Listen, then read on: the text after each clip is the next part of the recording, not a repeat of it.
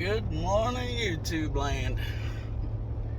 Today's already started off to be something. To get that story out of the way, and we don't know all the details yet. I was getting around a little slow this morning. Usually what happens is the school bus goes by our house, picks up our neighbor kids, comes back, picks Ethan up. Well, I wasn't paying much attention to the time, but Ethan was. He was up, he was ready to go, he had his stuff all together, and he knows what time the bus gets there. And he listens for that bus to go by because, it makes a fairly unique sound. And then he goes out, and that puts him out there before the bus gets back to pick him up. So we heard something go by, and I couldn't see it. And then, we heard it come back, and evidently it was the school bus. So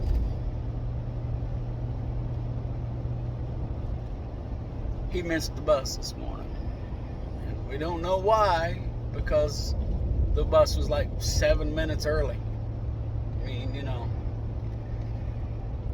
I know that when I started driving for them last year, it was impressed on me to be on time. Not early, not late, but on time. So now, had to haul Ethan up to the school, which isn't a real big deal. It just means we get to spend more time together. So I'm, mostly all about that. But it's just, frustration. So what I'm doing right now is driving back and dropping him off to school, and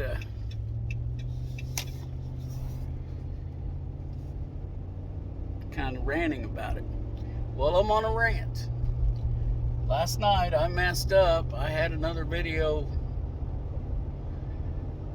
I had it put together and was to the point of saving it. I had it all edited. It was all good, ready to go. But because I do everything on my phone, I'd ran out of space. I couldn't save it. So I went in and deleted some stuff, trying to free up enough room. And apparently, I deleted everything except the very first part where, usually I have my logo up and the date, and that's all I had left. So that just kind of torqued me off. But anyway, you live and learn, and sometimes, especially I, have to learn the hard way. So anyway, and then that video had a rant in it, and it was a pretty long rant, but I'm just going to try to make it short here before I get home.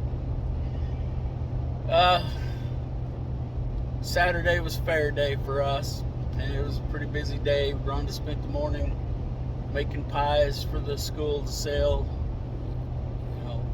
so that Ethan's class would get some money for their class trip.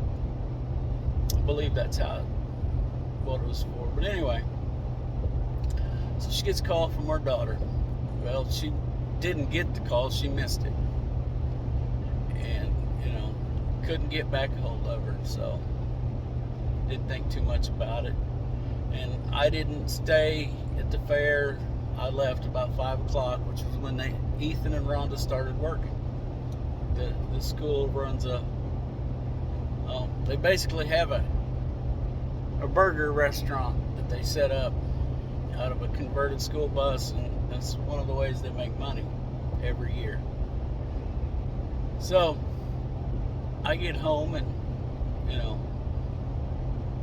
I am not a cat person. I think we have an extra cat, but I don't know, because I don't pay attention to the cats, And if I started counting how many cats we got, it'd probably irritate me. So I don't worry about them. So, you know, Rhonda needs to get home late because people didn't show up to work their shift. So they stayed, worked a little longer. So I didn't get to talk to Rhonda about it. So the next morning she gets up and says, well, did you see an extra cat out here? No, I think so. I'm not sure. Okay. Well, then a little while later she comes out. She's got her phone in her hand. Okay, we've solved the mystery. Apparently our daughter had been in Pittsburgh visiting a friend, and there was a cat there. And apparently none of the neighbors, the close-up neighbors, claimed it. And I'm going to try to just stick to the facts as they were told to me, the assumed facts, and try to keep my opinion out of this part of it. So, I guess she decided, since they couldn't find the owner right there close, it was a stray, you know. And so like I said, I don't know what happened between Pittsburgh and our house, but the cat ended up at our house. Apparently our daughter thinks that we are a refuge for every stray animal that comes along. And, you know, so Sunday morning, or Sunday all day, Rhonda and her went back and forth, and Rhonda finally told, look, don't be picking up strays and bringing them to our house. If we can't eat it or sell it, or, you know, it serve a purpose here, we don't need it. We can't afford to feed it, you know. Times are getting hard, if y'all haven't noticed. Well, that made her mad, so anyway. But now, here's the pet peeve part. Just because you see an animal beside the road, especially in town, don't pick it up and rescue it unless you're going to take it to the animal shelter in that area. You know, I would advise, though, just leave it, because it probably knows its way home, and you've probably just stolen somebody's pet. Don't be picking up pets alongside the road, especially when you live in town. You know, call animal control, have them pick it up. At least, if the people that own it think they can call animal control, hey, you got my cat, well, we got one like it, if you know, they can deal with it. But, you know, I see all these posts on Facebook about people, well, we lost it, our puppy, it got out and we can't find it. Well, I'm guessing some well-intentioned soul has picked it up, and they're probably posting somewhere else on Facebook that they found it and it looked lost and it was confused and it was just afraid it was going to get hurt and all that. And I know the majority of people that will pick up a stray dog, or what they assume is a stray dog, are good people. They have good intentions. But that doesn't mean it's the right thing to do. You know, just don't pick up dogs alongside the road, alongside the street, especially in town. Now, out here where we live, you know, we got a good idea what kind of dogs the neighbors have. And, of course, you know, it's a good quarter mile between us and the neighbors. So, a strange dog shows up, we're pretty sure that it doesn't belong here. And we can deal with it however that needs to be dealt with. But don't just stop it. Just stop. I mean, really, you're probably making a situation worse by picking up animals. Now, I have seen posts on Facebook where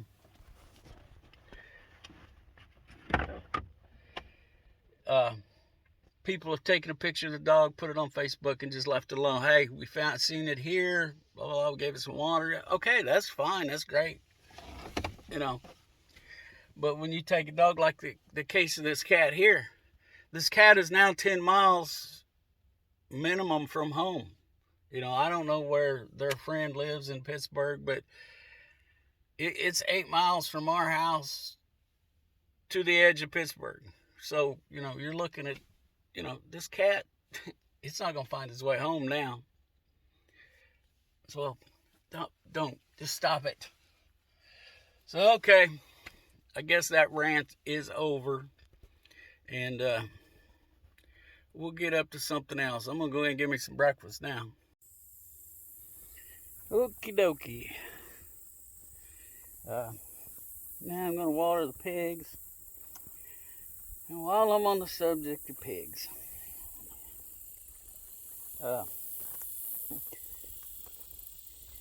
had something entertaining happen yesterday. Of course,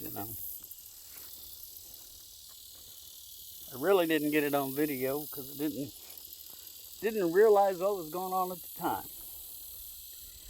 So yesterday morning, I'm out watering pigs, and I'm looking at the little ones running around, being little pigs, and I get to counting them. And we got 9 of them out there running around. Didn't think much about it.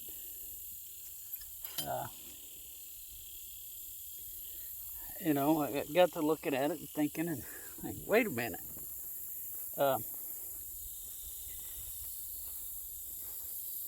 Did we have 10 little pigs still?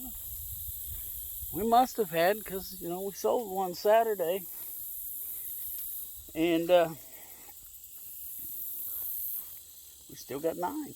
So, and little pigs are kind of hard to count, because they're always moving. They're easily startled. So they're moving quite a bit. So, okay, well, we just miscounted, and, we still got 9 left. That's good. Miscounted in our favor. All right. Well, yesterday evening, I had to kick one of my boots off. Thinking about kicking the other one off. And my phone rings. And it's my neighbor to the south of me there. And they were the ones that bought the pig from me Saturday.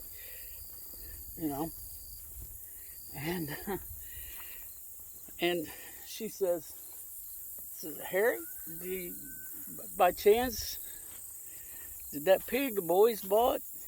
I guess her 2 sons went in together. And anyway, I don't know the whole story. It's none of my business. But said that pig the boys bought, said, by chance, is it over there?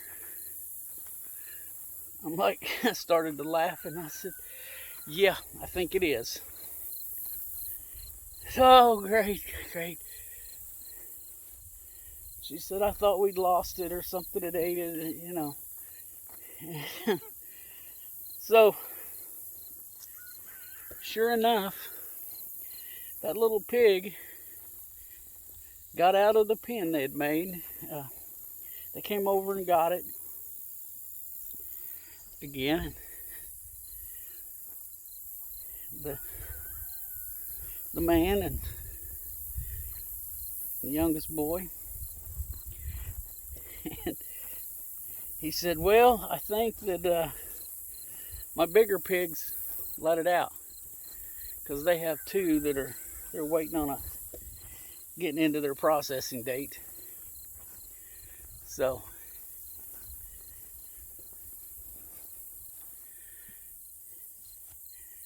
evidently he had threw together a pen to hold it temporarily until the 2 bigger pigs were gone.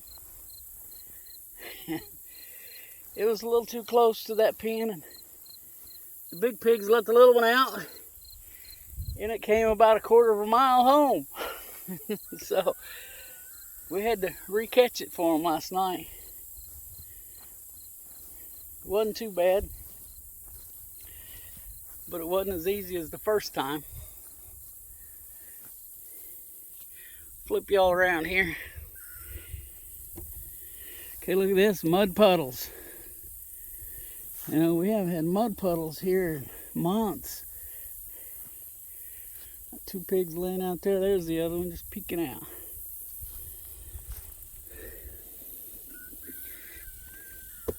Haven't had pigs wanting to lay in the sun for months either. So, anyway, I'm going to give them some water here. Even though they probably won't drink it.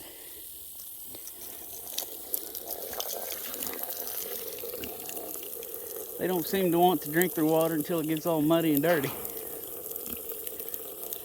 But these guys are growing good.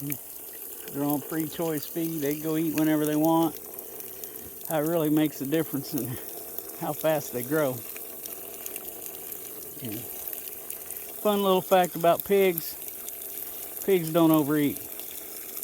They eat a lot, but they don't overeat. They decide they want something to eat, they go get them a bite. When they got the opportunity, they'll go get them a bite. When they're full, they stop. And then they go back later. You know, it's interesting because cows and horses won't do that. They find something they like, they keep at it until. And right there is why pigs can't have anything nice.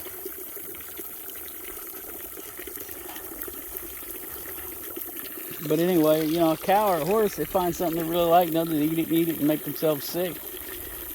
You know, can kill themselves. Pig won't do that.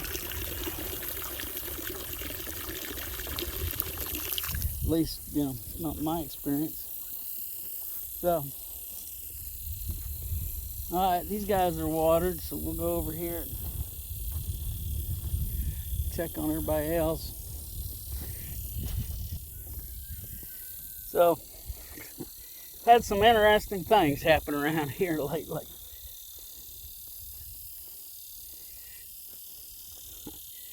You know, I'm glad that that little pig decided to come back here. I'm kind of, y'all have heard me say it before, pigs are smart, you know. But for, you know, when they picked that pig up, they put it in a vehicle, hauled it down there, and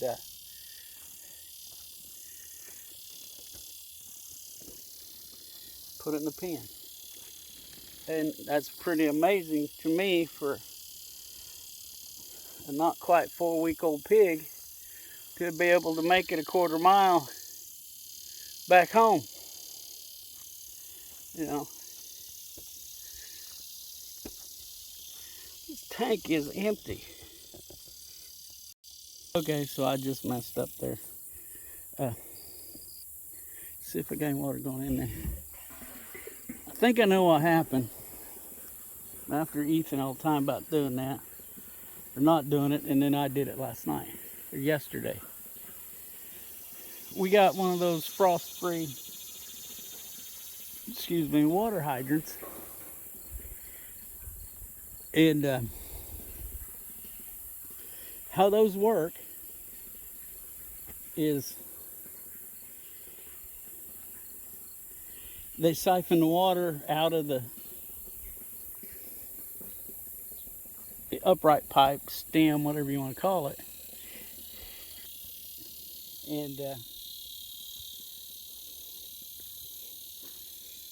siphon it into the ground so that your hydrant doesn't freeze. And well, if you have a water hose connected to it, as we do, and we don't disconnect it until it gets cold, it went all the water out of that hose, or most of it. So what happened, I left that hose down in the water, so that hydrant siphoned all the water out of that tank. It's something that keep in mind if you get one of those IBC totes. We need to be figuring something out. I got an idea for that, but I just haven't got around to building it. But here, this house here, these two have moved that thing all over the place. It said it used to have three walls on it. The pigs, they got to push around on things, and they end up knocking the sides off. Now we're going to modify this, I think, this design a little bit. I kind of like it because I can pick that up with my tractor and a ratchet strap and move it wherever I need to. But I think I need to make some design changes in it so that the pigs can't knock the sidewalls off. There's one of them right there. So looks like I need to go around and work on some fence here. Anyway, not much going on. These guys are all pretty calm this morning. Little Buddy Love, he's not all muddy. You can tell what color he is. He's black and white. He's a good looking guy. Him and Well Done sure make some good looking babies. Like I said, sometime this next week we need to get Well Done out of here, back in her own pen. She should be bred. Yeah, she's been in here almost 30 days. And then what I would like to do is move Ruby over here with Buddy Love. And then that gives us a litter of pigs that I can save back a gilt or two as replacements for some of these bigger girls. Because then those won't be related to Deuce. So, that's something we got to get done, and we got to break this paddock up. It's probably already too late, but it's late, but it's not too late. It's later than I want, but still a good chance of any breeding that happens now. She splattered that all the way over here. But any breeding that happens now, in the next few weeks, this is it's called September, October, November, December, January. It's a little late, but yeah, that is a little later than I want, because that puts us having babies right in January. And around here, January and February are typically our coldest months, so I don't really like to have babies then. But that's one of those things I got to get a handle on. I'm gonna try to pull that post. Can't do it. Let's go up here and check.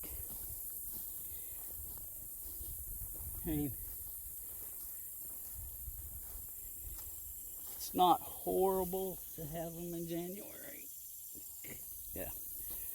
But it's not the best either. Not with our setup. Now, if I had a barn and,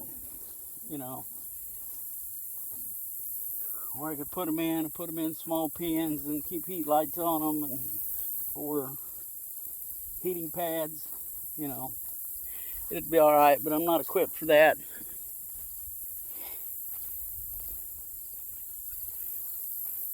So, and I don't think the market's too big for weaning pigs about that time of year either. I mean, January is when I'd like to be putting my boars and sows together. So we get pigs in April and May. And even at that, April's a little cool around here. April and May, you know, it's a little, the weather's a little unstable those times of year here. April, you can get anything from a snowstorm, ice storm, to a tornado. In May, you got severe thunderstorms and tornadoes. So,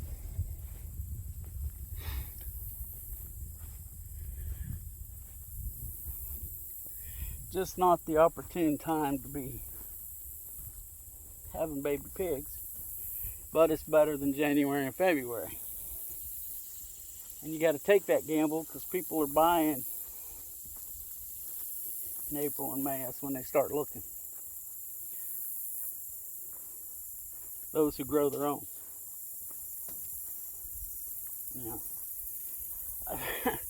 here's another irritation to me as a pig grower.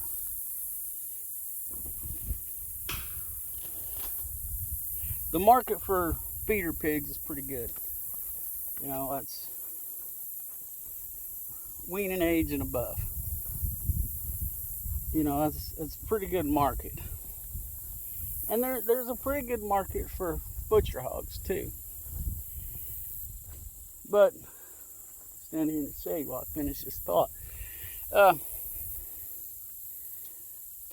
I have so many people call me when they want a butcher pig. You know, either contact me or somebody I know. Hey, does that guy?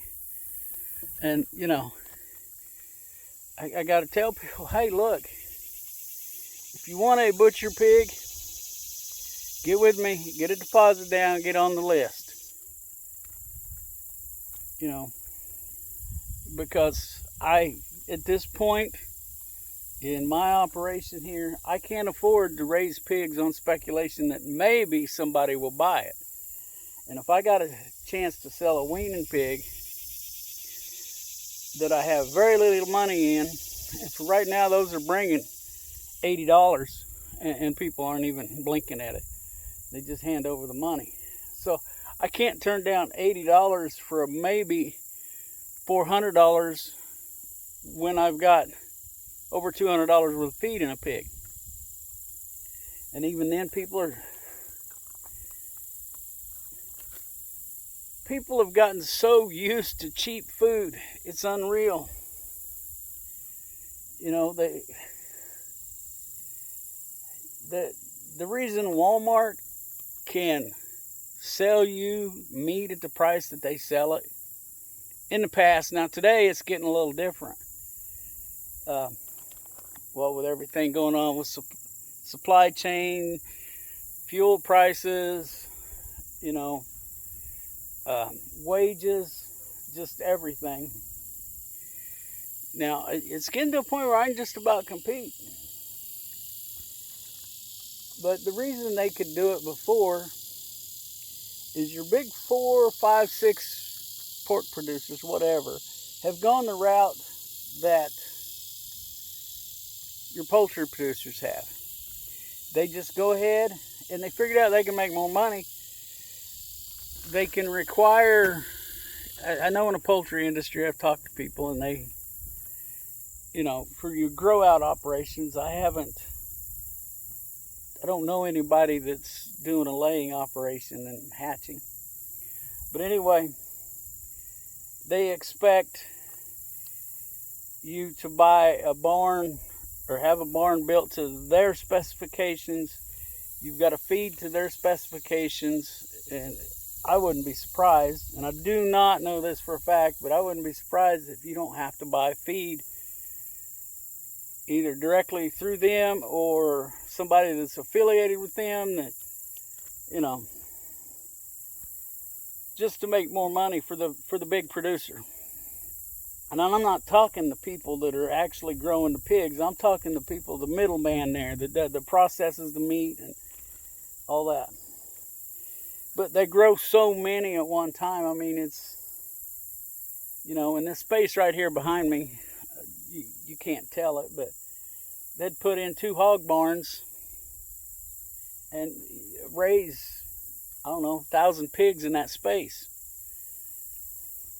And I don't know. It never used to bother me too much, and it still don't bother me a whole lot. You do what you got to do, as a business person, a farmer, or whatever. You got to make a living, and I'm not much on condemning someone for the way they make a living if they're doing it honest.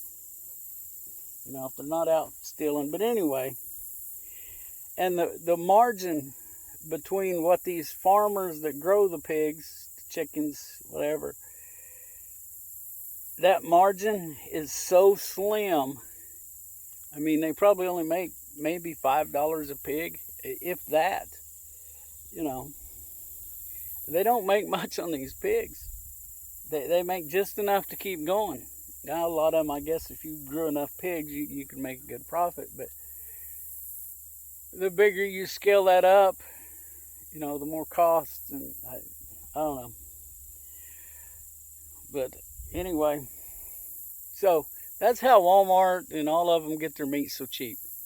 They're buying, and there's only a handful of large producers that control the retail market right now. Of course, that may be changing, because there's a lot of smaller farmers like myself. I'm tiny as a farmer, but there's more and more of us, and this farm to table business is a good idea. And once you can get established, and that's where I'm headed, I hope to be selling retail cuts full time within a year, and direct to the consumer. You buy from the guy that has the boars themselves, breeds them, farrows the babies, feeds the babies out.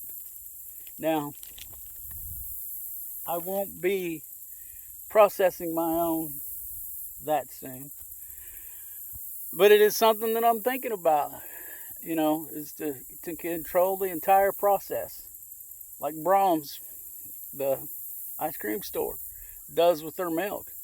They control the entire process, from buying heifers, or from raising heifers, all the way through to the final retail product. And I don't know them personally. We have talked to the wife over in Cherokee, Kansas. There's a family. I know at least 2 generations. And we talked to the wife at the farmer's market a couple of years ago. Now they do that. They control their entire, from all the way through, from birth to the retail. They started out selling at farmers markets, and then they rented them a store in Cherokee, where now they have a storefront that you can go in and buy meat. And they actually have their own processing plant, do limited processing for other people, because that's what we were talking to them about, is processing our pigs for us. But they want 10 at a time, and we're not there yet. A shout out to our processor, Schroeder's Meat in Arma, Kansas. We're pretty happy with the product we get from them. And they worked with us on getting our pigs in as quick as they can. they've been pretty good about getting the product back to us so that we can, you know, right now we're not doing anything retail, so, but they get our customers' pigs to them, and you know, just happy with them. Again, that's Schroeder in Arma, Kansas, and you know, and they make some of the best salami I've ever eaten. Whew, that's good stuff. So anyway, that's a little bit of my growth thoughts. Let's see, I think I got all that done. I'm looking now to see where I need to start tying fence off this morning. I think it's right here.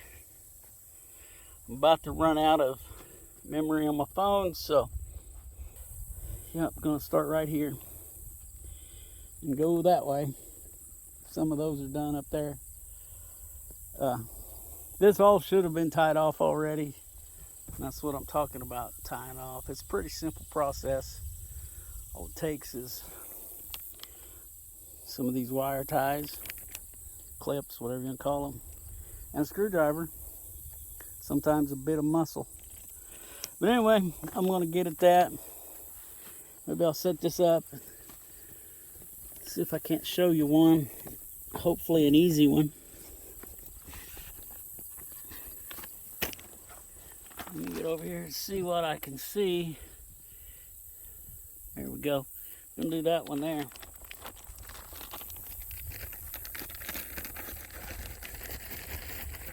Hardest part of this job is getting it out of the bag.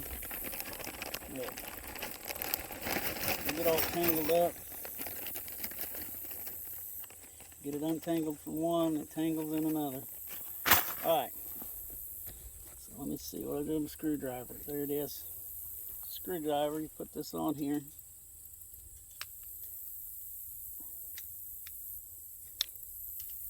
Screwdriver in there, grab that.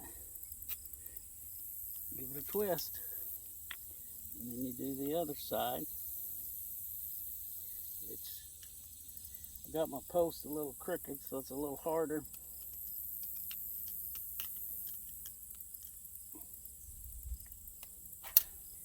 Yeah, and of course I picked one that's going to be a booger because it wants to be. Okay. Sometimes you gotta work at it.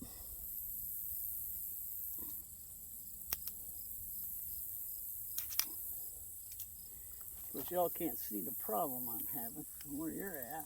Here we go. Sometimes you just gotta go to a different angle. Twist it around there. And that's that. And I got another 100 or so of these to do, so I'm about running out of memory here. So to put you in, there's the final product. And we'll catch y'all later.